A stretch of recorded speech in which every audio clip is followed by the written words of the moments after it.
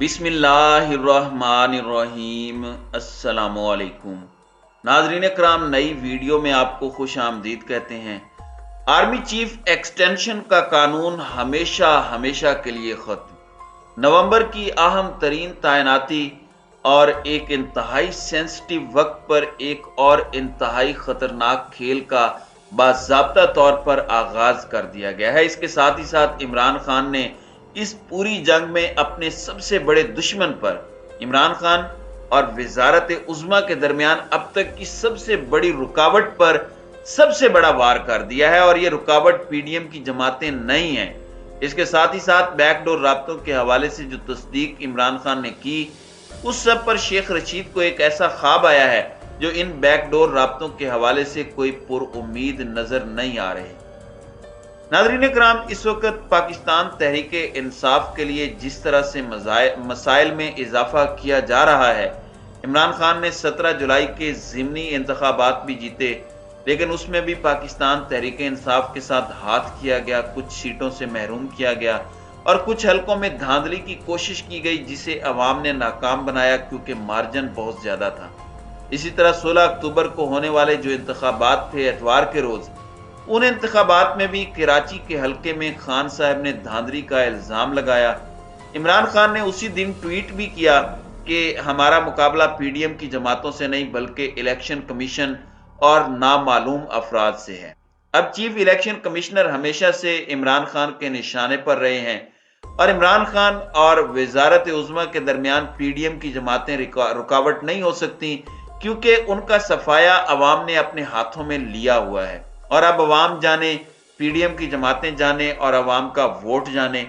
इमरान खान इस मामले में बिल्कुल करियर हैं। लेकिन जो सबसे अलार्मिंग चीज है, जो सबसे अलार्मिंग डेवलपमेंट है, वो इलेक्शन कमीशन और एक मुतअस्सिब इलेक्शन कमीशन है। इस सब पर पीटीआई ने चीफ इलेक्शन कमिश्नर के खिलाफ सुप्रीम जुडिशियल काउंसिल में बाज़ाब्ता तौर पर रेफरेंस दायर कर दिया है, और चीफ इलेक्शन कमिश्नर के खिलाफ सुप्रीम जुडिशियल काउंसिल से राब्ता किया गया है। आइन के आर्टिकल 209 के तहत ये रेफरेंस दायर किया गया है, और ये रेफरेंस 15 सफ़ात पर मुश्तमिल है। इस रेफरेंस के कुछ मुंदरजात हैं जो मैं आपके सामने रख देता हूं। रेफरेंस में कहा गया है कि सिकंदर सुल्तान मिर्जा राजा ने हलफ और कवायद ज़वाबित की खिलाफ वर्जी की, पाकिस्तान तहरीक इंसाफ के अरकान असम्बली के इस्तीफों के मामले पर वाज़े तौर पर जानिबदाराना रवैया इख्तियार किया। मतन में कहा गया है कि chief election commissioner Sikandar Sultan Raja एक पर यह सवालिया निशान है, इस्तदा है कि चीफ इलेक्शन कमिश्नर अब इस ओहदे के काबिल नहीं रहे, उन्हें हटाने का हुक्म दिया जाए। दायर रेफरेंस में कहा गया है कि चीफ इलेक्शन कमिश्नर को 24 मार्च 2020 को नामजद किया गया और 27 मार्च को ओहदे का इन्होंने हलफ लिया। कौमी असम्बली में पीटीआई के 123 अरकान के इस्तीफे हुए इस्तीफों को कासिम सूरी ने मंजूर किया। गजट नोटिफिकेशन 13 अप्रैल को जारी हो गया रेफरेंस के मतन के मुताबिक। इसके बाद जो वजीर खारजा, जो स्पीकर राजा परवेज अशरफ ने इस्तीफों की मंजूरी का दोबारा अमल शुरू किया। 28 जुलाई को कुछ अरकान के इस्तीफे मंजूर किए, और इलेक्शन कमीशन ने इस मरतबा ऐसी फुर्ती दिखाई कि 29 जुलाई को उनका फौरी नोटिफिकेशन जारी कर दिया। पीटीआई का मौकफ है कि यह अमल वाज़े तौर पर चीफ इलेक्शन कमिश्नर का जानिबदाराना रवैया जाहिर करता है। मौजूदा हुकूमत के अहम वज़रा की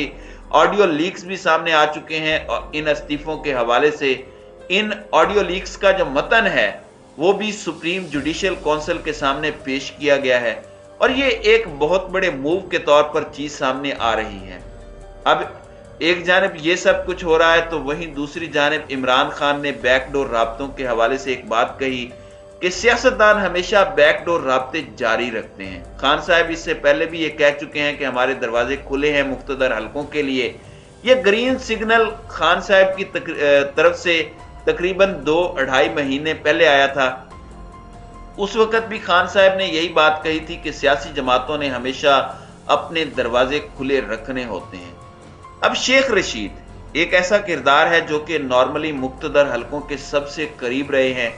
لیکن اس سارے معاملے کے اندر شیخ رشید نے عمران خان کے ساتھ ڈٹے رہنے کا فیصلہ کیا اور انہوں نے کہا کہ اب میری عمر کا وہ حصہ ہے کہ اب میں عمران خان کے ساتھ ہوں، اگر مقتدر حلقے اور عمران خان آمنے سامنے آتے ہیں تو میں عمران خان کی طرف ہی رہوں گا۔ ظاہری بات ہے ان کے اب وہ رابطے بھی نہیں رہے، لیکن انہوں نے ملک کی سیاسی صورتحال پر ایک بیان جاری کیا ہے۔ ایک بیان میں شیخ رشید نے کہا کہ بیک ڈور مذاکرات ہمیشہ ناکام ہوئے ہیں، ضمنی انتخابات کے نتائج کے بعد پی ڈی ایم الیکشن سے بھاگ چکی ہے۔ انہوں نے کہا کہ جتنی مشکل سے نواز شریف باہر بھاگے تھے اتنی آسانی سے یہ واپس نہیں آئیں گے۔ ان کے وزراء کی تعداد 76 ہے، 20 ان میں سے بے محکمہ ہیں جبکہ 25 نے اپنے گوشوارے بھی جمع نہیں کروائے۔ سابق وفاقی وزیر داخلہ شیخ رشید کا کہنا تھا کہ گردشی قرض ہوش ربا حد تک پہنچ چکا ہے، اکتوبر نومبر میں آر پار ہو کر رہے گا، لیکن امپورٹنٹ بات جو انہوں نے کہی ہے وہ یہ ہے کہ بیک ڈور روابط ہمیشہ ناکام رہے ہیں۔ اچھا، اب یہاں پر میں ذرا مین خبر پر آ جاتا ہوں جو میں نے اپنے ابتدائیے میں بات کی، اور ایک بڑا سینسیٹیو ٹائم ہے جس پر ایکسٹینشن کا جو قانون ہے اس کے حوالے سے بات ہوئی ہے، اور ایکسٹینشن کا وہ قانون جو کہ نون لیگ نے خود بھی ووٹ کیا تھا، اب اس کے خاتمے کے حوالے سے انصار عباسی نے ایک کالم لکھا ہے۔ پھر اس سارے معاملے کے اندر جیو کے ایک ٹاک شو کے اندر وفاقی وزیر دفاع خواجہ آصف نے آرمی ایکٹ 2020 میں کی گئی ترامیم پر نظر ثانی کی خبر کے حوالے سے سوال پر کہا کہ ہفتے کی شام تک تو ایسی قانون سازی کا دور دور تک کوئی نام و نشان نہیں۔ انہوں نے کہا کہ انصار عباسی باخبر صحافی ہیں، انہیں کہیں سے کوئی بھنک پڑی ہو تو اس کا علم نہیں۔ اب اس سارے معاملے کے اندر ناظرین کرام میں آپ کو یہ بتا دوں کہ حکومت کے اندرونی سرکلز یہ کہہ رہے ہیں کہ ڈیفنس فورسز ایکٹ 2020 میں متعارف کرائی جانے والی ان ترامیم کو ختم کیا جائے جو وزیر اعظم کو سروسز چیفز کی مدت ملازمت میں توسیع کا اختیار دیتی ہیں، اور یہ ایک ایسی چیز ہے کہ خواجہ آصف اس میں یہ کہہ رہے ہیں ٹی وی پر آ کر کہ انہیں نالج نہیں ہے، لیکن انصار عباسی نے یہ خبر دی ہے۔ خواجہ آصف نے یہ بات کہی کہ مجھے اس کا علم نہیں، لیکن انصار عباسی کے بڑے اچھے ریسورسز ہیں تو ان کی خبر کے اندر دم ہو سکتا ہے، اور انصار عباسی اس وقت امپورٹڈ حکومت کے ذرائع کا دعویٰ کر کے یہ بات کر رہے ہیں کہ یہ وہ ایکٹ ختم کرنے لگے ہیں، اور وہ اس خبر پر قائم بھی ہیں جو اس وقت آ رہی ہے۔ یہ بہت خطرناک کھیل ہے، اور میرے اپنے ناقص علم کے مطابق کیونکہ فوج کو عام ڈسکشن میں لانے کا جس طرح سے ٹھیکہ امپورٹڈ سرکار نے لیا ہوا ہے، کبھی یہ جنرل فیض اور جنرل باجوہ پر حملہ کرتے ہیں، پھر انہوں نے صرف جنرل فیض پر حملے شروع کر دیے، تو ایک عجیب سی ڈیبیٹ انہوں نے شروع کی ہوئی ہے پاکستان کے ایک پروفیشنل ادارے کے حوالے سے، اور یہ نیوز بریک کر کے فوج کے چند بڑوں کی نبض پر ایسے لگ رہا ہے کہ ہاتھ رکھا گیا ہے، کیونکہ سب جانتے ہیں کہ جنرل باجوہ کے ٹائم پر عمران خان نے ایکسٹینشن بھی دی تھی، اور ان سب نے کہا تھا، بلکہ پروپوگینڈا کیا تھا کہ یہ رانگ ہے، یہ غلط ہے، اتنے جنرلز کا حق مارا گیا، اور اسی لا کو اب اینڈ کرنے کی باتیں ہو رہی ہیں جو خود پاکستان مسلم لیگ نواز کی مدد سے پاس ہوا تھا۔ یہ اچانک ایسا کیسے ہو گیا؟ اچانک یہ سب کیوں بدلا، اور کون ہے جس نے یہ کہا کہ اسے ختم کیا جائے؟ اور یہ خبر کی ٹائمنگ دیکھیں، میں ہمیشہ کہتا ہوں کہ خبر سے زیادہ اس خبر کی ٹائمنگ ہوتی ہے۔ سو یہ ایک بہت ہی سینسیٹیو ڈسکشن سٹارٹ ہوئی ہے ایک ایسے وقت میں جب عمران خان اور پورا پاکستان نومبر کی اہم ترین تعیناتی پر اپنی نگاہیں مرکوز رکھے ہوئے ہے، اور میں یہ سمجھتا ہوں کہ اس طرح پبلک ڈسکشن اور اسے بیک ٹو بیک ڈسکس کرتے رہنا یہ بہت ہی خطرناک بھی ہے، اور یہ بہت ہی زیادہ الارمنگ بھی ہے، اور اس چیز پر ہمیشہ یہ حکومتی سرپرستی میں ایسے سرکلز بات کرتے رہتے ہیں۔ میں نے پچھلے ویلاگ میں بھی یہ بات کہی، اب میں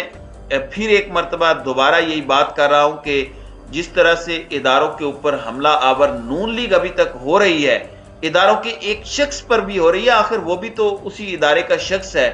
تو یہ سارے کا سارا کھیل اب رکنا چاہیے، اور اہم ترین تعیناتی پر سب کی نظر ہے، اور اس تعیناتی کے ٹائم پہ ایسی باتیں کرنا، یہ کسے میسجنگ ہو رہی ہے، یہ کیا پس پردہ چل رہا ہے، یہ ایک بڑا امپورٹنٹ فیکٹر ہے جس پر بات ہونی چاہیے۔